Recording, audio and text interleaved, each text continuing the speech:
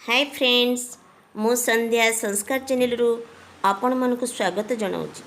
आशा करे भगवान का कृपारू आपण माने समस्ते भलरे थिबे। आसंतु आज आम जानिबा डेट ऑफ बर्थ अनुसार मनुष्यर प्रकृति बा नेचर एवं जीवनशैली बा लाइफ स्टाइल प्रत्येक मनुष्यर जन्म तारीख रे थिबा प्रत्येक अंक नवग्रह रे थिबा गोटे गोटे ग्रह को सूचित करिथाय।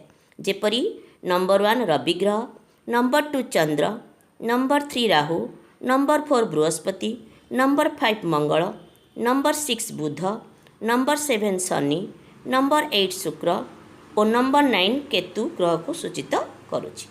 तेणु नवग्रहर प्रभाव रे प्रत्येक मनुष्यर स्वभाव और जीवनशैली अर्थात लाइफस्टाइल प्रभावित होगा संगे संगे सही अनुसार परिचालित मध्य होइथाय।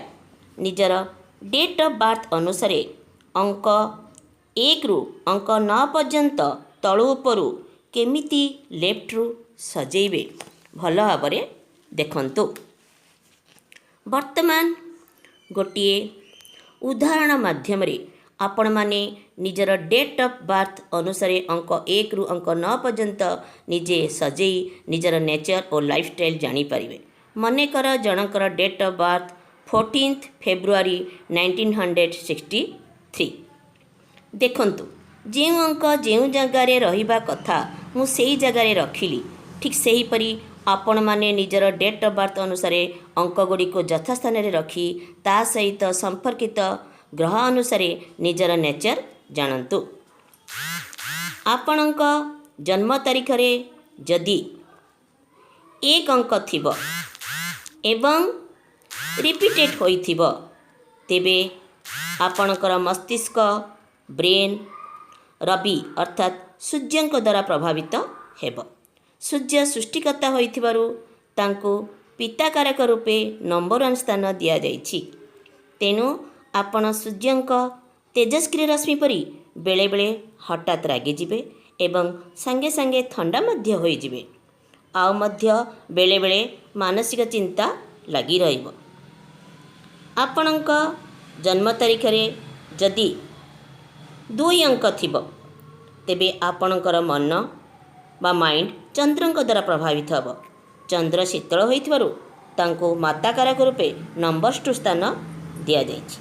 तेणु चंद्रक परी आपणकर मुखमंडल मध्य सुंदर और चंद्रकला परी आपण मध्य चित्रकार भल लेखक भल गायक आदि कोनोसी एक भल गुणर अधिकारी हेबे। आउ मध्य चंद्रकर प्रभाव जोगु आपण बेले बेले कल्पना प्रवण बा भाव प्रवण होई पड़िबे।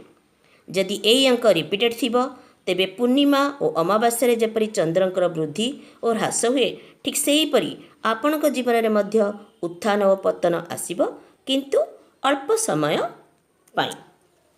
आपणक जन्म तारीख रे जदि 3 अंक थिबो तेबे आपणकर जीवन राहु ग्रह द्वारा प्रभावित हब। एही ग्रहर प्रभाव रे मन चंचल हुए अर्थात उड़ू थाए। एही ग्रहर प्रभाव रे शत्रु वृद्धि सह बहुत क्षयक्षति मध्य हुए अजथा खर्च मध्य हुए। आपणक जन्म तारीख रे जदि 4 अंक थिबो तेबे आपणकर मस्तिष्क और जीवन बृहस्पति ग्रह द्वारा प्रभावित हब। बृहस्पति ग्रह को गुरु रूपे ग्रहण कराइछि। तेणु जीवन रे जहाँ बाधा विघ्न आसिले भी से सबु बृहस्पति प्रभाव रे कटिजिवो। आउ मध्य एही ग्रहर प्रभाव रे आपण धैर्य शक्तिर अधिकारी हेबे। यह एक भल गुण मध्य अटे। आपणक जन्म तारीख रे जदि 5 अंक थिबो तेबे आपणकर जीवन मंगल ग्रह द्वारा प्रभावित हब। आपणकर भल रोजगार हेबा सहित धन संपत्तिर अभाव रहिबो नाही।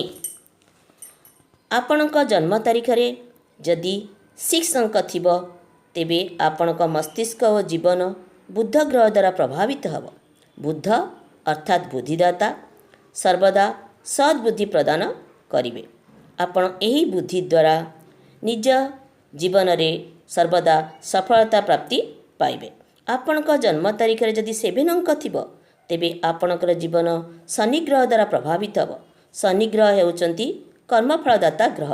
ସେ କର୍ମ ଅନୁସାରେ ଫଳ ଅର୍ଥାତ୍ ଭଲ କର୍ମ ହେଲେ ପଜିଟିଭ୍ ରେଜଲ୍ଟ ଓ ମନ୍ଦ କର୍ମ ହେଲେ ନେଗେଟିଭ୍ ରେଜଲ୍ଟ ପ୍ରଦାନ କରିବେ।